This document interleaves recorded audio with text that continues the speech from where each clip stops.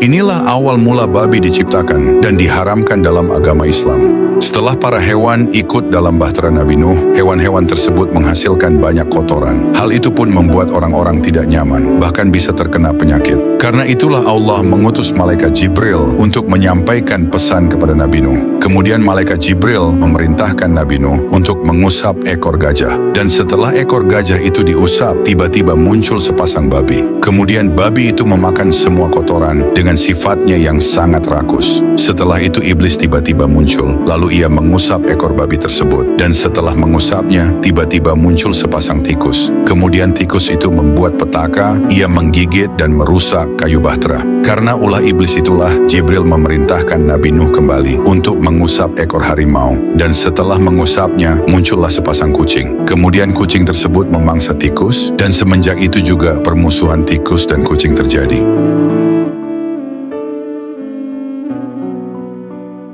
Inilah pernyataan iblis yang terakhir, yang membuat para pengikutnya menangis. Setelah melewati hari perhitungan, manusia yang beriman dimasukkan ke dalam surga, sedangkan yang kafir ke dalam neraka. Setelah itu iblis berdiri di hadapan para pengikutnya, lalu ia memberikan sebuah pernyataan. Sesungguhnya Allah menjanjikan kepadamu janji yang benar, dan aku pun menjanjikan kepadamu, tetapi aku mengingkarinya. Sedikit pun aku tidak memiliki kekuasaan terhadapmu, kecuali hanya sekedar membisikkanmu, dan kamu mengikuti bisikanku. Oleh karena itu janganlah kamu mencercaku, tetapi cercalah dirimu sendiri. Aku tidak dapat menjadi penolongmu, dan kamu pun tidak dapat menjadi penolongku. Sesungguhnya aku tidak membenarkan perbuatanmu untuk menyekutukan aku dengan Allah sejak dahulu. Mendengar pernyataan itu, seluruh penghuni neraka pun menangis. Mereka merasakan kesedihan dan dalam penyesalan yang teramat dalam, namun semua tidak ada gunanya.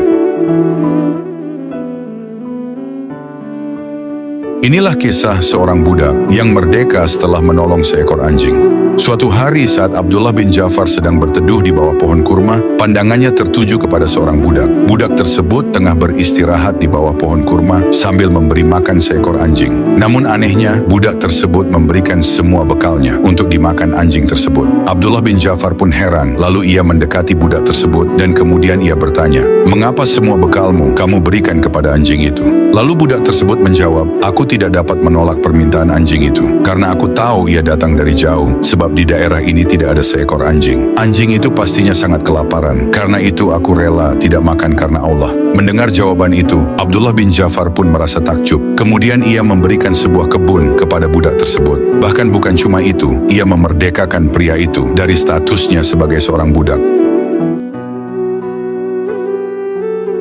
Inilah kisah seorang anak kecil yang wafat karena rindu baginda Nabi Muhammad. Suatu hari seorang anak kecil meminta ikut Syekh Abdurrahman Adibai untuk berziarah ke makam baginda Nabi Muhammad. Namun rombongan Syekh Abdurrahman Adibai menolak permintaan anak kecil itu. Karena perjalanan dari Yaman ke kota Madinah memakan waktu yang cukup lama. Kemudian mereka pun pergi memulai perjalanan dan meninggalkan anak kecil itu. Namun setelah tiba di kota Madinah, mereka semua dibuat terkejut. Karena anak kecil yang sebelumnya mereka tinggalkan di Yaman, tiba-tiba ada di Madinah. Mereka pun bertanya, "Mengapa kamu bisa ada di sini?" Lalu anak kecil itu menjawab, "Aku ikut dengan kalian. Aku bersembunyi di salah satu peti." Kemudian mereka berkata, "Lalu bagaimana dengan makanan dan minuman kamu? Bukankah perjalanan ini memakan waktu sekitar 2 minggu?" Lalu anak itu menjawab, "Aku tidak makan dan minum. Aku dilupakan dengan semua hal itu, karena aku rindu baginda Nabi Muhammad." Kemudian anak itu menciumi tanah makam baginda Nabi, dan setelah itu tiba-tiba saja anak itu wafat. Inilah 5 malaikat yang namanya dan tugasnya jarang diketahui.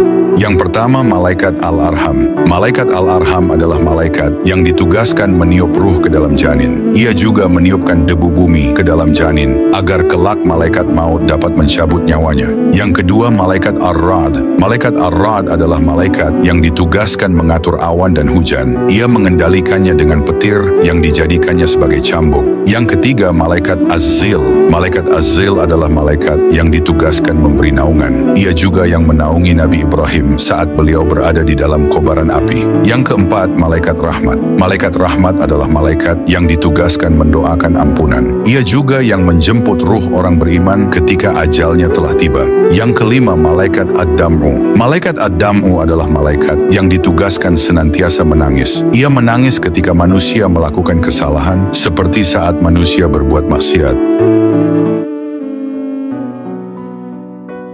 Inilah kematian hina sepasang manusia terkutuk yang diazab di dunia dan di akhirat. Abdul Uzza dan Ummu Jamil adalah sepasang manusia terkutuk. Keduanya mengujar kebencian dan menentang keras dakwah yang dibawa Rasulullah. Keduanya mencela, memfitnah, bahkan berani menyakiti Rasulullah secara fisik. Karena keburukannya itu, keduanya dijanjikan balasan pedih di akhirat dan telah diabadikan di dalam Al-Quran. Namun bukan hanya balasan di akhirat, karena keduanya lebih dulu menerima azab di dunia. Abu Lahab mati dalam keadaan hina setelah diazab dengan penyakit kulit yang aneh. Penyakit itu mengeluarkan bau sangat busuk yang membuat orang-orang enggan mendekatinya. Bahkan setelah mati, tidak ada yang mau memandikan jasadnya. Jasad manusia terkutuk itu didorong dengan kayu dan dimasukkan ke dalam lubang, lalu orang-orang melemparinya dengan batu hingga jasad itu tertutup tertimbun batu. Namun sampai detik ini, bau sangat busuk masih tercium dari kuburnya. Sedangkan istrinya yaitu Ummu Jamil, ia mati konyol karena tali pengikat kayu bakar yang mencekik lehernya saat ia tertarik ke belakang oleh beban yang dibawanya. Inilah 3 wanita di dalam Al-Quran yang dijanjikan masuk ke dalam neraka. Yang pertama, istri Nabi Nuh alaihissalam. Walaupun memiliki suami seorang utusan, istri Nabi Nuh adalah salah satu wanita yang dijanjikan masuk ke dalam neraka karena ia menentang keras dakwah Nabi Nuh dan mendurhakainya. Karena itulah ia ikut ditenggelamkan banjir besar bersama kaum Nabi Nuh yang kafir.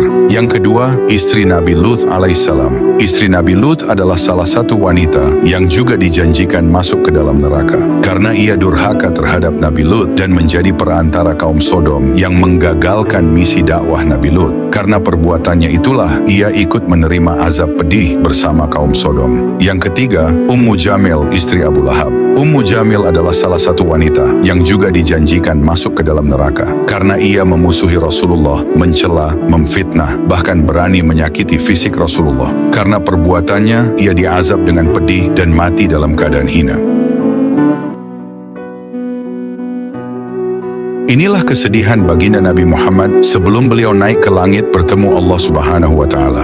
Sebelum terjadinya peristiwa Isra Mi'raj, pada tahun itu Rasulullah merasa sangat sedih. Beliau kehilangan 2 orang yang beliau cintai, yaitu Sayyidah Khadijah dan juga Abu Thalib. Ditambah lagi beliau menerima banyak tekanan yang dilakukan oleh orang-orang Quraisy. Hampir setiap harinya beliau dihina, bahkan dilempari dengan kotoran. Tidak hanya itu, kesedihan beliau berlanjut ketika berdakwah ke Taif. Beliau ditolak dan diusir, beliau dilempari dengan batu, hingga beliau terluka dan berdarah. Setelah itulah Allah mengutus malaikat penjaga gunung agar ia patuh dan mengikuti perintah Rasulullah. Malaikat penjaga gunung berkata, "Wahai Muhammad, jika engkau mau, akan aku ratakan penduduk Taif. Akan aku angkat kedua gunung itu dan aku timpakan kepada mereka." Namun Rasulullah, manusia yang paling mulia, beliau menolak tawaran tersebut. Beliau justru mendoakan yang terbaik untuk penduduk Taif. Setelah kesedihan dan kesusahan itulah Allah Subhanahu wa Ta'ala menghibur kekasihnya. Allah memberi Rasulullah hadiah berupa perjalanan ke Sidratul Muntaha.